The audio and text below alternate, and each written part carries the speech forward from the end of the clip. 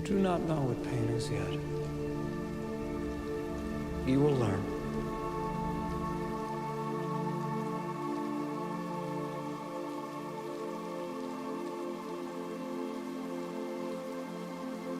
You look lonely.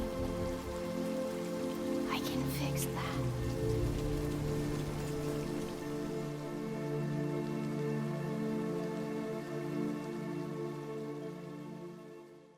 To most Australians, Phillip Island is famous for its Grand Prix track, fast motorbikes, supercars and its iconic penguin colony. But in the early hours of September the 23rd, 1986, the island was the scene of one of the most horrific crimes when 23-year-old Beth Barnard was viciously murdered. The victim just happened to be the young mistress of Fergus Cameron, one of the island's most prominent and wealthy family members. And the prime suspect was his wife, Vivian.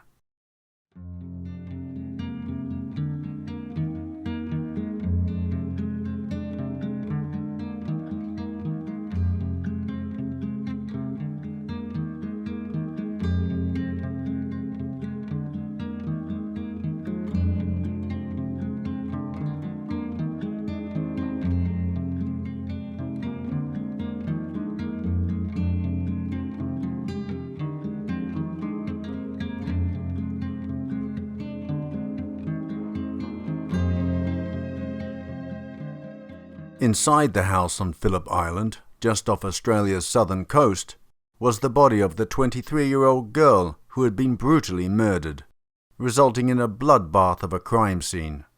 The killer had placed a blanket over the body, as if in remorseful afterthought. But when it was removed, the savagery of the attack was evident. Beth Barnard's nightgown had been lifted up to her neck, her throat cut, her body slashed and stabbed repeatedly, and her hands bore multiple defensive wounds. Carved into her chest with a knife was a wound which resembled the letter A, and the murder was dubbed by the press the Scarlet Letter. It is a reference to the historical novel of the same name, in which young Hester Prynne, who had given birth to an illegitimate child, was forced to wear a scarlet A on her dress. Strewn around Beth Barnard's body were cigarette butts and a bloodied knife, while paper towels stained with blood were stuffed around the sink in the bathroom.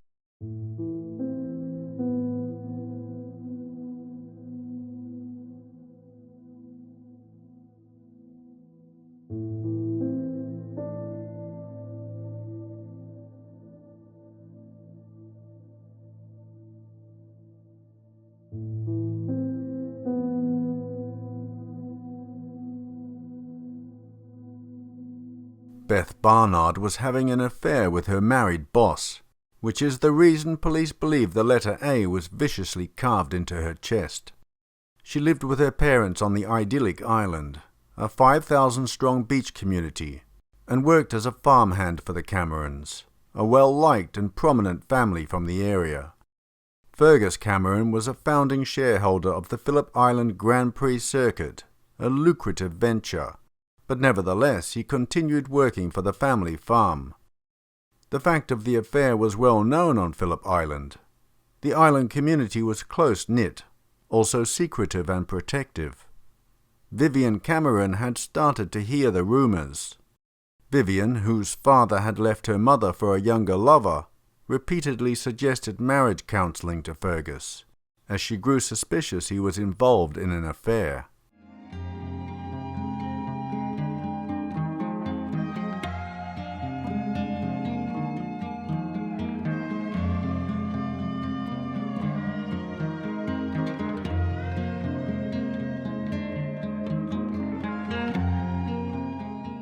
On the evening of September the 22nd, 1986, Fergus left work early and spent a few hours at Beth's parents' house, taking advantage of the fact they were out of town.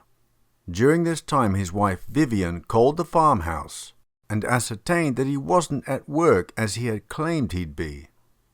Evidence of Fergus's affair was starting to become undeniable, and, as she waited for her husband, she stewed.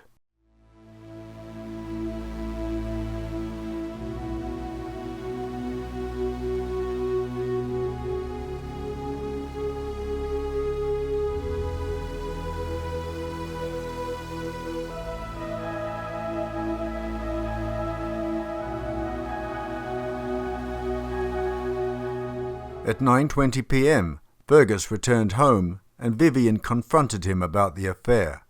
When he admitted that it was true, that he was involved in a sexual relationship with Beth Barnard, Vivian smashed a wine glass across his head and back, causing injuries so severe she needed to take him to hospital. The pair arranged for Fergus's sister Marnie and her husband Ian to come around and watch the two kids. When Marnie arrived at their home, she said she saw signs of a struggle. Inside was a pile of bloodied clothes and towels, and blood-stained tissues in the bathroom. But some have questioned Fergus's version of what occurred that evening, given Vivian's account of the night has never been heard.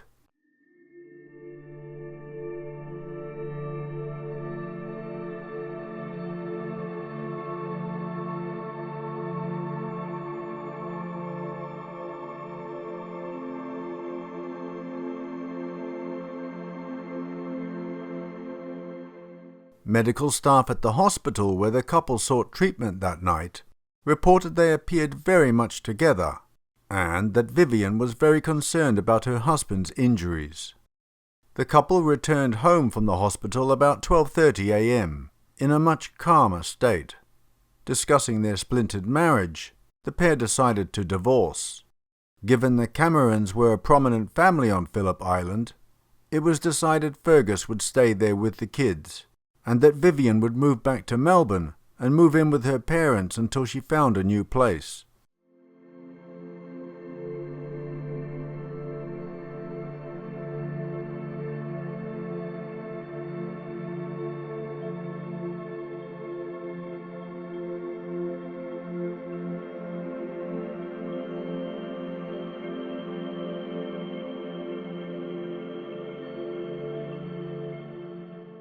At 1 a.m, she drove him to stay with his sister Marnie. Vivian called her friend Robin Dixon at 3 a.m. and lied, telling her she needed help to mind the children while she took her husband to hospital.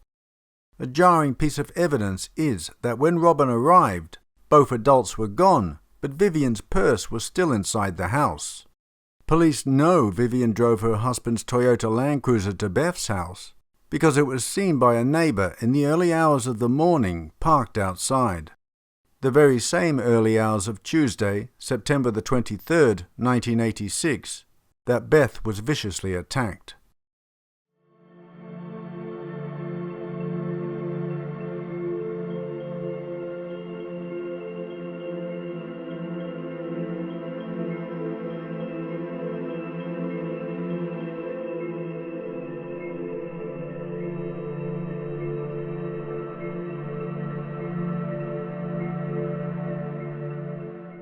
The next morning, Robin Dixon rang Fergus and woke him up, asking why Vivian had not returned for the children.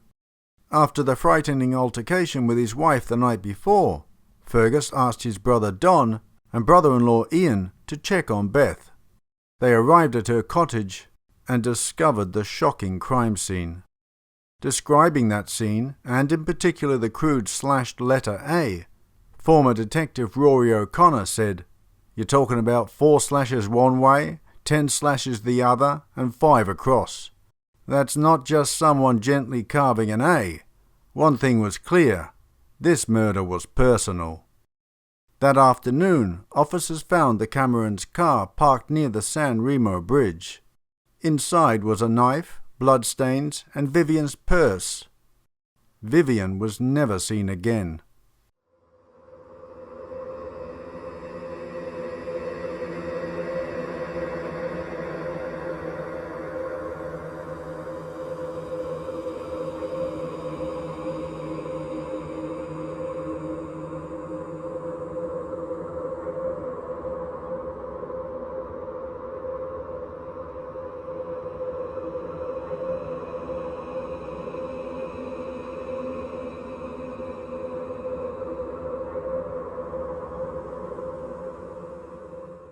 Police theorize, considering where her car was parked and the previous evening's revelations, combined with the hospital visit and the evidence in the car, that Vivian Cameron murdered Beth Barnard, then drove to the bridge where she killed herself in the early hours. I am satisfied that Vivian Cameron is dead, and that she leapt from the San Remo Bridge into the water below. And I am satisfied that the deceased contributed to the cause of Miss Barnard's death. Coroner B.J. Mayer found in 1988. The case was closed, and the Cameron family were allowed to carry on with their lives.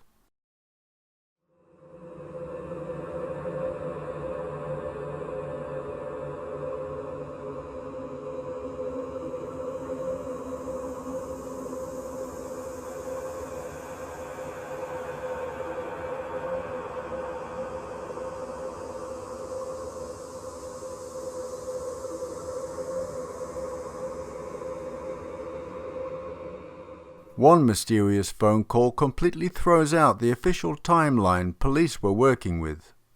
Glenda Frost received a phone call about 10 a.m. on September the 23rd. A call she swears was from Vivian Cameron.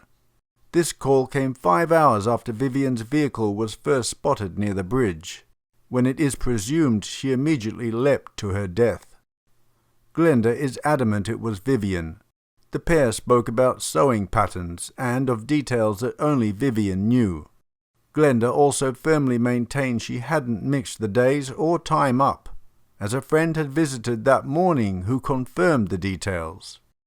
Vivian's purse, the one seen inside her house by Robin Dixon, was also found inside the Land Cruiser, further muddying the official timeline. It would have had to have been placed in the vehicle sometime in the hours leading up to the Land Cruiser's discovery at 4 p.m.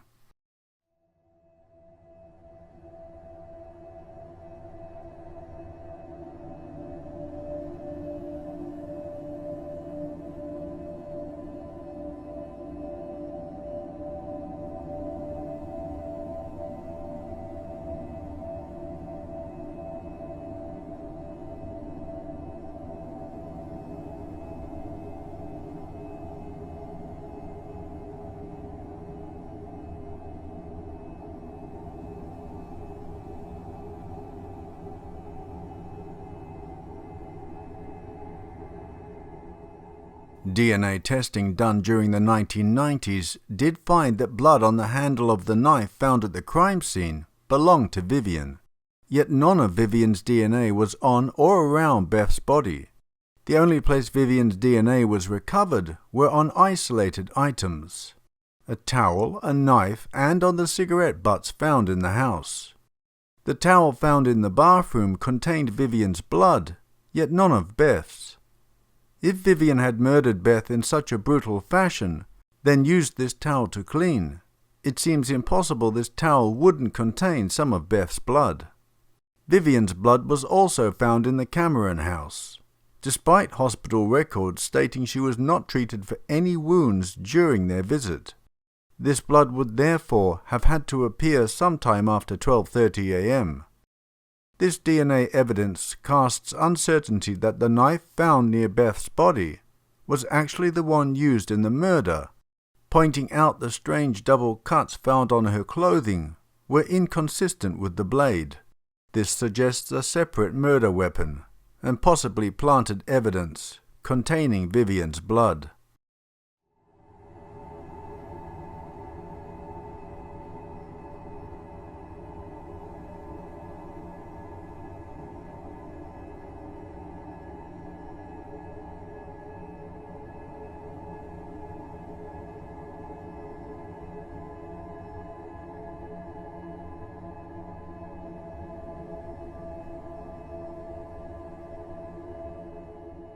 A private investigator found it odd that no other reported suicides had ever been registered at that bridge, and that authorities failed to find Vivian's body in the waters below, despite an extensive search over many days. He uncovered voice recordings of Beth describing a former partner who was stalking her just before she was murdered. She didn't seem scared by the man's attention, more amused, but he did follow her around the island, waiting outside her house on various occasions, and sent her flowers. He left Phillip Island shortly after her murder. Police say they cleared this suspect, who has never been publicly named. Another intriguing item of evidence was a piece of paper with Beth's blood on it, found in another Phillip Island home. This paper was seen in the house before midnight, hours before Beth was claimed to have been killed, again throwing out the official timeline. Details of the witness, the DNA results, and the house were legally suppressed, so no further conclusion can be reached. Still, it all casts doubt on whether Vivian acted alone, or at all.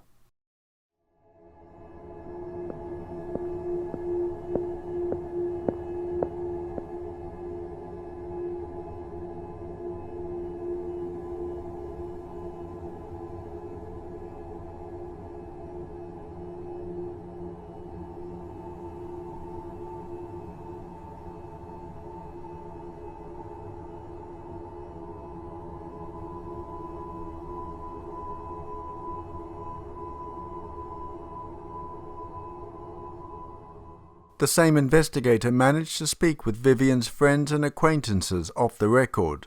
A picture emerged of Vivian that suggested her suicide was totally out of character. The islanders told the investigator that Vivian would have never left her boys behind. Also, Robin Dixon, who collected the unsupervised Cameron children in the middle of the night, claimed she saw Vivian's handbag there, the same handbag later found in the abandoned vehicle. If that's accurate, it would indicate that sometime in between killing Beth and taking her own life, Vivian drove home to collect it.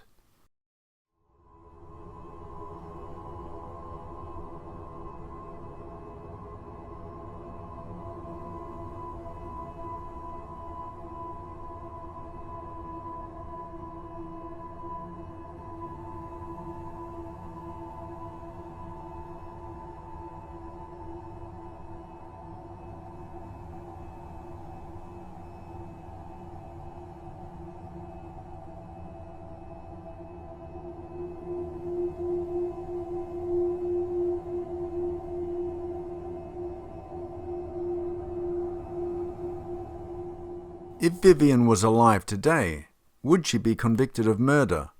There is little damning evidence connecting her with the murder scene, and no traces of Beth's blood were found in the Land Cruiser she apparently drove afterwards, despite the frenzied, messy nature of the killing. The police painted a picture of a woman capable of murderous rage. The only problem is that the presented picture is very different, and certainly not an image the locals recognized. They knew her well and were very fond of her. Could this kind, sensitive and calm mother be capable of revenging her husband's infidelity by slaughtering her rival?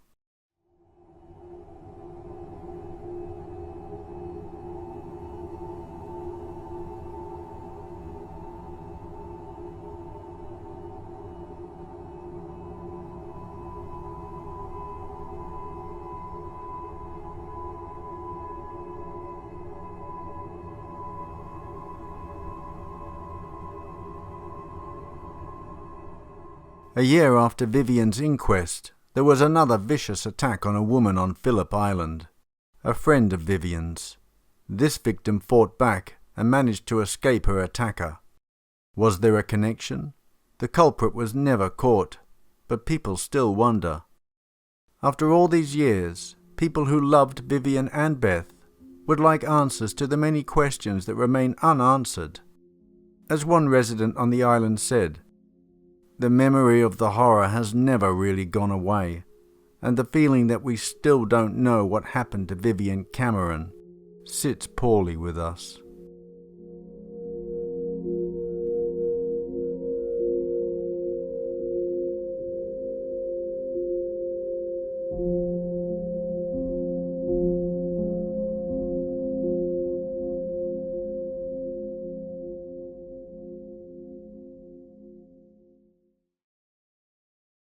Well, my dear friends, a whodunit.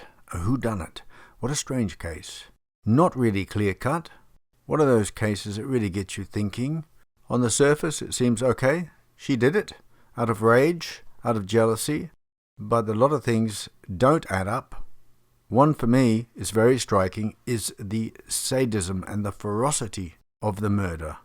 Usually women don't do that. They may kill. Hell hath no fury like a woman scorned. They may kill, but they don't usually go in for that sort of sadistic carving of letters on the body. It's usually males that do that. So that I find that peculiar. I do find that peculiar. And the amount of times that Beth was stabbed as well. But I guess, if she was in a real rage and she was, tipped over the edge into a psychotic rage, it is possible. Who else would have done it? The husband? Why would he kill his lover? It is strange also that Vivian's blood was not found on or around Beth's body. Could it be that the DNA evidence is wrong, is faulted? And, I immediately thought, well, if she cleaned the body up well, but then they said the towel covered in blood had Vivian's blood but not Beth's blood on it, which is also very strange. Normally I would think someone like Vivian, the way that the people on the island talked about her, I don't think that she would leave her children behind willingly with him. So that was very strange that he said that she agreed that he could keep the children. What woman does that? Let her children stay with a woman much younger than her and have Beth, the adulteress, be the stepmother? I don't think any woman would willingly agree to that. I think she'd fight to the death for that not to happen. So that I find peculiar. I don't believe that woman who said that Vivian called her the next day. For whatever reason she's come up with that, I don't know, but I don't believe it. Even if Vivian was still alive the next day, she certainly wouldn't be ringing up talking about sewing patterns. I don't believe that at all. I don't know what's going on there, but I don't believe it. The incident with this person stalking her or following her around the island is very strange. That is peculiar. Did she arrange for this guy to try and, get her husband jealous? Knowing that he was having an affair or suspecting it strongly, she thought that she may be able to rekindle the spark by getting the husband jealous, because what guy is going to come onto an island where everyone knows each other and follow a married woman around? That I find very strange. Just doesn't add up for me. I don't know. What do you think? I personally think she would have been far better off without him. Weak-willed, weak-chinned, slimy little chap. But I guess to some women, as odious looking as he is, I guess he would be somewhat of a catch coming from a rich and prominent family. That would be definitely a lure for some women. So I guess Vivian would have seen that she's going to be losing a lot, and everything that she had built up during her time on the island, that would also be gone. So did that tip her over the edge? That is the question. Also, one of the guys who was in charge of searching the waters for Vivian's body, said that if her body was in the water, he would have found it. He's so confident that he knows that those waters so well. He said he would have found it if she went in the water there. So maybe she didn't. Maybe she took off and left the car. The car was left at a takeaway place right near the bridge. I may have omitted to include that in the presentation. So she might have took off. Did she have a partner in crime who helped her get away? Who helped her with the murder? I guess we will never know. And living on such a small island, or relatively small, and everyone knowing each other, a very close community, it must have been very humiliating for Vivian. The gossip going around behind her back about him gallivanting with this young woman. Gallivanting, that's a word that my mother used to use often. Gallivanting, dallying with this young woman. It must be really humiliating. That would have infuriated her for sure. But would it have been enough to drive her to such an extreme? I can imagine, yes, a full-on confrontation, maybe viciousness, pulling of hair, possibly even driven to murder. And usually, women don't use sort of something up close and personal like a knife. That is something. I had a friend in the late 80s. She was murdered by the guy that she was seeing. We didn't like him. We never liked him. We knew that he was beating up on her. We offered her, we said to her, shall we beat him up? And she said, no, just make it worse. Leave him. I'm going to get away from him. She didn't get away. He came in into her apartment and viciously stabbed her multiple times. It was many, many times. Very, very sad. That's a different story. Anyway, a guy would do something like that in a jealous rage. But I just can't picture a woman doing that. Not, she hasn't showed any previous character traits that would indicate she is capable of such extreme violence. Yeah, so there was something I found in this article. Let me just see if I can quickly find it again. After she had attacked him with the wine glass, he said that she said she had threatened to get Miss Barnard. Her husband did not take her seriously and later believed she had relented. Of course, we've only got his word for that she said that. There were no other witnesses, and she is not around to tell the story. Anything else? Yeah, again, he's reiterated here that she was going to move back to Melbourne, and the boys were to remain with him and the farmhand, Beth? I don't think so. Give a quick look to see if there's anything else relevant. Yeah, this is about that phone call, which I don't believe. That phone call might have been days beforehand, and she somehow got confused, that woman. I just want to point out before I go how crappy the average person's cameras were in the 70s and 80s. Weren't they awful? So we went from the early 1900s, late 1800s, where you had beautiful, crisp, clear, sharp photos of high quality. And then when you got to the sort of late 60s and 70s and 80s, you had this horrible, orangey, fuzzy mess. That's how I describe 70s and 80s photos. They all went that sort of orange colour, didn't they? Or greeny colour. Awful. Yeah, anyway, I just want to point out, I used as many factual photos as I could find. There wasn't many, and they were quite awful, as you can see. So I had to use a lot of fill-in ambient photos, but I hope it didn't distract from the viewing pleasure. Well, my dears, I think it's off. I can't think of anything else to say. I look forward to you adding whatever you can to this case. Okay, without much further ado, I bid you goodbye, farewell. Until next time, take care, God bless, my friend. Bye-bye.